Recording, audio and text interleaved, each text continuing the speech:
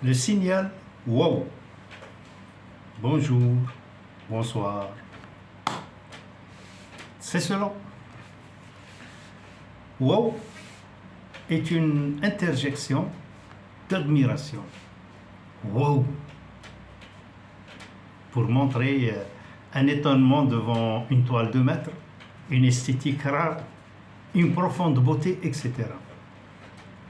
Ici, cette interjection prend plutôt la forme d'une exclamation interrogative ou une interjection de surprise.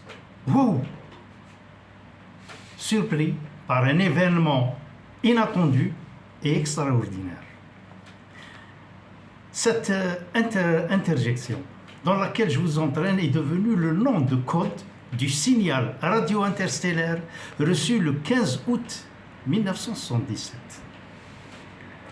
capté par le radiotélescope de l'Université de l'État d'Ohio aux USA. L'astrophysicien Jerry Ehman observe la constellation du Sagittaire.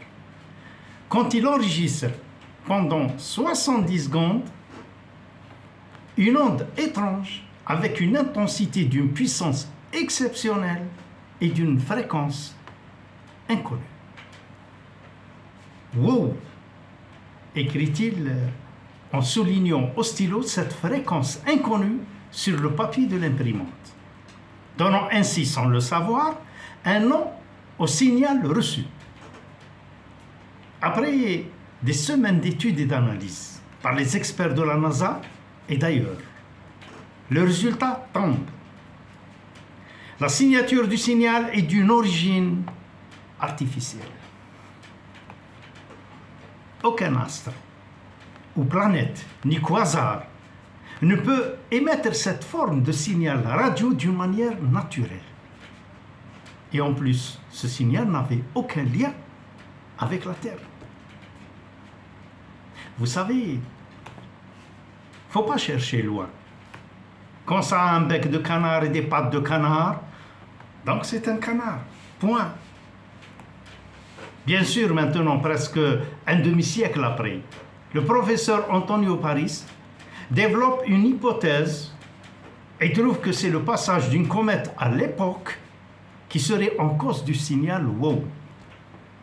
Mais n'empêche, et qu'importe, pendant un demi-siècle, nous avons rêvé que E.T. nous faisait un signe amical pour nous rassurer qu'on n'était pas seul dans l'immensité de l'univers.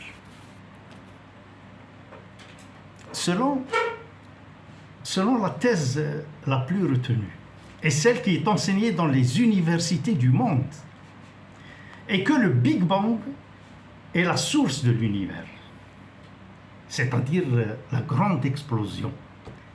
On dit aussi que l'univers est infini. Pour moi, rien de plus faux. Uniquement de par la logique de la chose. Si l'univers était infini, il n'aurait pas de début. Tout ce qui commence un jour finit un autre. C'est la loi fondamentale de la logique. Sauf Dieu, rien n'est éternel. Les astrophysiciens parlent de l'expansion de l'univers, c'est-à-dire que les galaxies s'éloignent les unes des autres. Si l'univers était infini, pourquoi cette expansion? L'expansion démontre qu'il existe un vide sidéral totalement vide et le Big Bang a créé la matière qui s'est ramassée sur elle-même de par le mouvement de rotation propre créé par la forte explosion. Cela pour former ça et là des planètes et des étoiles, qui ces derniers se sont regroupés par attraction pour former des systèmes solaires et des galaxies. Et leur mouvement de rotation leur incombe d'occuper le vide. Donc, le modeste esprit que je suis vote sans retenue pour un univers grandiose, certes, mais qui finit en fin de compte.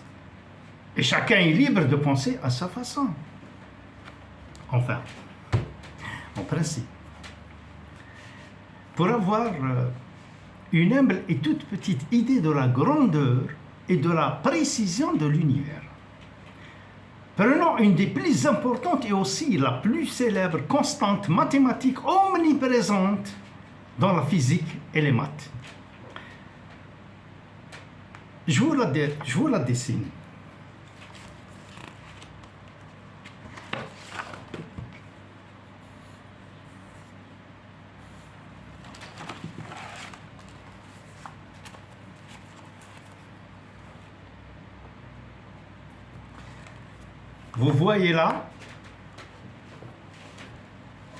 Vous voyez là le symbole grec de pi.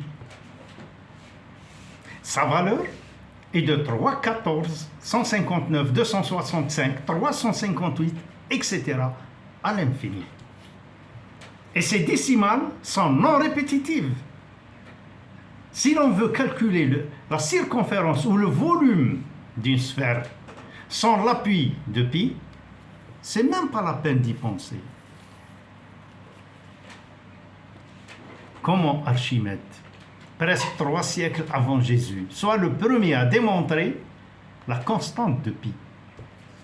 Et quand on dit constante, cela veut dire que la formule ne change pas. Par ailleurs, la pyramide de Khéops, la plus grande des trois, construite depuis plus de 4500 ans, donc antérieure à Archimède, elle a été construite avec la constance de pi et le nombre d'or pour les proportions de l'édifice. Les rapports des experts en la matière sont sans appel.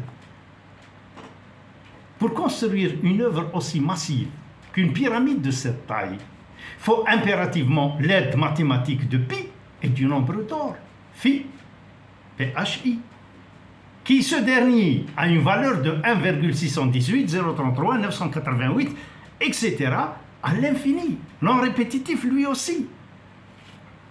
Le nombre d'or a aussi une autre appellation. On l'appelle dans le milieu scientifique divine proportion. C'est la formule de l'esthétique. Notez bien que pi est une valeur constante infinie, comme le cercle ou la sphère, qui n'ont ni fin, ni début, ni fin. Il est impossible d'atteindre la dernière décimale de pi. Pi est un code universel, mais n'oublions pas que sur le plan géométrique, pi, en fin de compte, n'est qu'un innocent concept abstrait qui apparaît dans un simple cercle ou une sphère. On dit aussi que les galaxies dans l'univers sont infinies. Mais nous savons que dans une galaxie, il y a des milliards d'étoiles, donc de soleils. Et chaque soleil a son système solaire. Y aurait-il par hasard plus de soleils que de galaxies? Galaxie et soleil. Si les deux sont infinis, avoir plus de soleils que de galaxies, là le paradoxe est bien curieux. Il y a toujours des limites imposées par le temps et l'espace. Nous savons, par exemple, que l'univers n'est pas éternel, car il a un début, le Big Bang, ce qui nous laisse supposer qu'il aura aussi une fin. Et nous savons aussi qu'il n'est pas infini, puisqu'il est en expansion. Nous avons inventé les maths et la physique. Mais il y a des impositions mathématiques et physiques qui se sont imposées à nous, comme pi et phi. Les maths, ou plutôt le calcul, nous a permis de survivre à l'agressivité de la nature. Si je dois traverser un fleuve à la nage et je vois 3 crocodiles entrer dans l'eau, puis je vois 2 en sortir, je ne me risquerai pas, car un autre est toujours sous l'eau. Calcul que les animaux ne font pas. 4 siècles avant Jésus, quand Périclès a décidé la construction du Parthénon, Phidias s'est servi de la constante de phi pour concevoir l'édifice, sans oublier que la valeur du nombre d'or est de 1,618 et elle est incluse dans la séquence de Fibonacci. mathématicien du XIIe ou XIIIe siècle, Leonardo Fibonacci. La suite de Fibonacci. 1, 2, 3, 5, 8, 13, 21, 34, etc. Chaque nombre qui suit est la somme des deux précédents. Cette suite se retrouve souvent dans les romans de Don Brown, Louis Powell, Jacques Bergier, Dos Santos, etc. La suite de Fibonacci est très étrange. Et on la retrouve partout en maths. Sans oublier qu'il y a un rapport direct entre elle et la constante de Phi, le nombre d'or. Tout cela nous mène à la fragilité même de l'univers qui dépend en mathématiques d'une virgule mal placée ou d'une simple décimale. Et si une seule constante perd une seule décimale, l'univers dans sa totalité disparaîtrait. Donc le cosmos dans son ensemble est régi par une physique mathématique d'une précision ahurissante. Et tout cela, mes amis, ne peut être ni une coïncidence, ni le fruit du hasard. Car toutes les constantes mathématiques ont toutes des valeurs différentes et précises. Prenons par exemple la valeur de l'oméga. 1, virgule, suivi par 59 zéros plus 1. Et si vous ôtez un seul zéro de cette valeur, l'univers s'effondrerait. Toutes les constantes mathématiques sont dans le même cas. Si vous changez une seule décimale à la valeur de pi ou à une autre constante, l'univers ne peut se structurer. Donc, de par la logique même, l'univers ne peut être une coïncidence qui dépend du hasard. Peut-être s'il n'y avait qu'une seule constante avec cette précision. Peut-être, mais là, il s'agit de milliers de constantes avec chacune sa propre valeur précise et incontournable. Vous savez, le loto ou le jackpot dépend uniquement du hasard. Mais là, il s'agit d'un jackpot cosmique à répétition. Et cette répétition ne peut être due au hasard. Donc si ce n'est pas dû au hasard, comme tout porte à le croire, c'est que derrière toutes ces précisions mathématiques qui régissent l'univers, il y a une intention. Il y a une intention. Et qui dit intention dit aussi qu'il y a une intentionnalité. Et s'il y a une intentionnalité, il y a forcément une entité transcendante.